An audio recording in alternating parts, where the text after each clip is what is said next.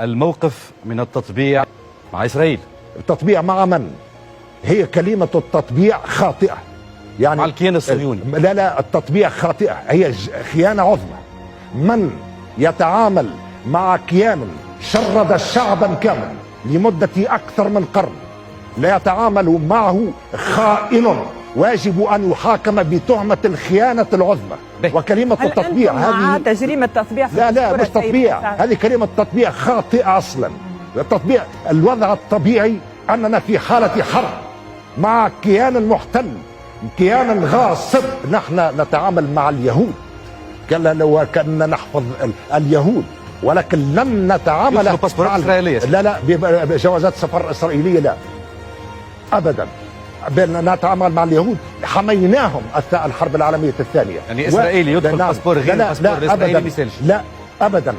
من القضية هي قضية شعب محتل ما زال مشردا في المنافي وتحت الخيام، ولا يمكن أن نتعامل مع عدو. ماذا تقترح قانونا؟